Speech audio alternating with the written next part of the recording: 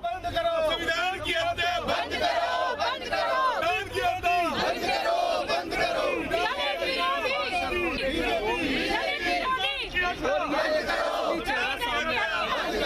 संविधान की हत्या बंद करो, बीजेपी, दलित विरोधी, बीजेपी, दलित विरोधी,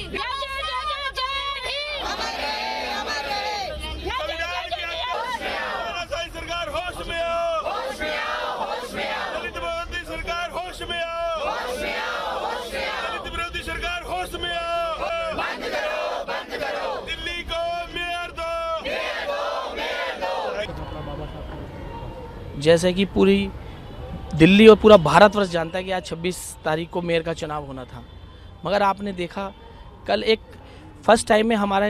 जनरल सीट होती है, सेकंड टाइम में लेडीज़ प्रत्याशी हमारा मेयर बनता है और थर्ड टाइम में एक दलित प्रत्याशी मेयर बनता है, जिसके लिए आपने कल देखा इलेक्शन कमीशन ने भी अपनी परमिशन दे दी थी, मगर जो बीजेपी के एलजी बैठे हैं उनके द्वारा कल जो मेयर का चुनाव रोका गया है, ये संविधान की एक हत्या की गई है। ये बाबा साहब के जो संविधान है उनको तोड़ने का जो इन्होंने काम किया है, ये बहुत गलत काम किया है और इसके विरोध हम पूरी आवाज़ उठाएंगे। हमारी पार्टी पूरी आवाज़ उठाएगी इसके लिए, हमारे सारे पार्षद तैयार हैं और आज हम सिविक्स अंदर सदन में जाके इसकी हम बीजेपी वालों को इसका मुंह तोड़ जवाब देने वाले हैं। आपको आम आदमी पार्टी ने कैंडिडेट की पार्टी आपसे बात करी कि दलित को मेयर नहीं बनने देना चाहती है बीजेपी, अभी सदन है, हालांकि चुनाव नहीं हुआ है, तो सदन में भी क्या आप लोग प्रदर्शन? देखो, बीजेपी साफ साफ ये दर्शाता है, उनकी मंशा यही दर्शाती है, बीजेपी दलित विरोधी पार्टी है। चंडीगढ़ चुनाव में भी देखा, एक दलित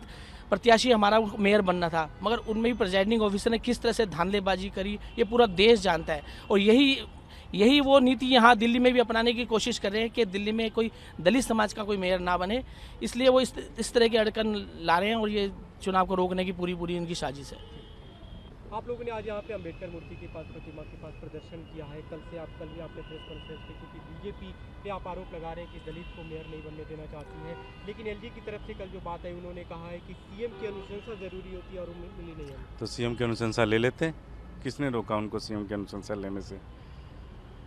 भाई सीएम किसी मिनिस्टर को अपॉइंट कर सकते थे, मिनिस्टर अनुशंसा दे देता, लेकिन आपकी नीयत पहले से ही खराब थी। आपने फाइल ना मिनिस्टर को भेजा, आपने यूडी सेक्रेटरी से सीएस को भिजवाया और सीएस से सीधे एलजी के पास चला गया, तो आपने तो अनुशंसा लेने की कोशिश ही नहीं की। तो इसका मतलब आपने पहले से ही पूरा प्लान बना रखा था कि आपको मेयर चुनाव नहीं कराना है, क्योंकि आप भारत के संविधान में भरोसा नहीं रखते, आप बाबा साहब के बनाए हुए संविधान में भरोसा नहीं रखते। आप दिल्ली के अंदर ये नहीं चाहते कि जो एक टर्म पूरी तरह से मेयर प्रत्याशी के लिए रिजर्व होता है, मेयर